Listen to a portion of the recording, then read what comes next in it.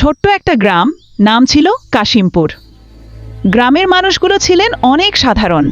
গ্রামের এক পাশে থাকতেন রহিম মিয়া ও তার ছোট্ট পরিবার। তার পরিবারে ছিল তার স্ত্রী ও তার একটি মেয়ে। রহিম মিয়া ছিলেন অনেক অসহায়।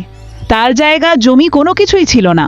এমন করে আর কতদিন কোনো একটা কাজ করো না, তাহলে আমাদের সংসার কিভাবে চলবে? আমরা তো না খেয়ে থাকতে হবে। আমার হাতে কোনো কাজ নেই, জায়গা জমিও নেই যে চাষ করে খাবো। শুনলাম পাশের গ্রামে নাকি একজন দয়াশীল মানুষ আছে, তার কাছে যাব, দেখি কোনো ব্যবস্থা হয় কিনা। পরের দিন সকালে রহিম মিয়া বড় দয়ালশীল বাড়িতে যাচ্ছে। এই মুহূর্তে রাস্তায় দয়ালশীল মানুষটির সাথে দেখা হয়ে যায়। কি গো রহিম মিয়া, কেমন আছো? এই তো আছি কোনো রকম।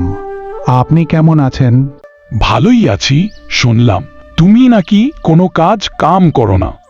আমি আপনার বাড়িতে যাচ্ছিলাম। আমার বাড়ির পাশে আপনার যে জমিটি আছে, এটি আমি শাসাবোধ করে খাইতাম।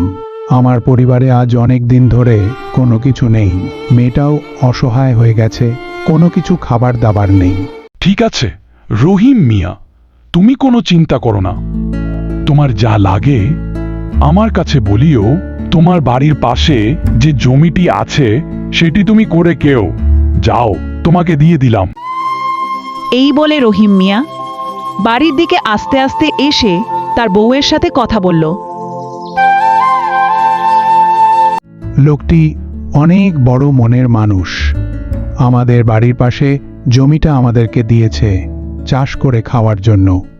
যাই হোক, ভালোই হলো, এখন আমাদের এত বেশি কষ্ট করতে হবে না। এখন হয়েছে সকালে ডাক দিও, কাজ করতে যেতে হবে।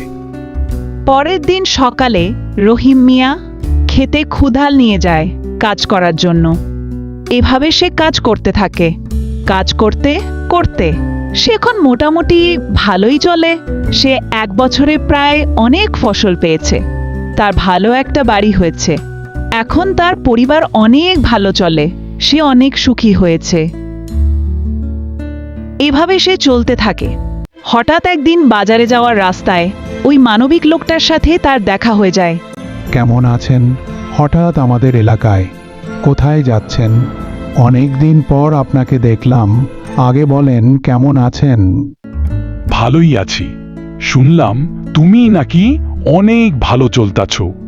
শুনলাম ছোট একটা বাড়িও করছো।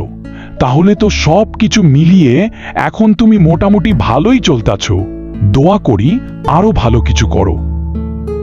হে, ভালোই আছি। সব কিছু তো আপনার জন্য। ওই দিন যদি আপনি আমাকে সাহায্য না করতেন, তাহলে হয়তো আমি এত কিছু করতে পারতাম না। আমিও আপনার কৃতজ্ঞতা কোনোদিন ভুলব না।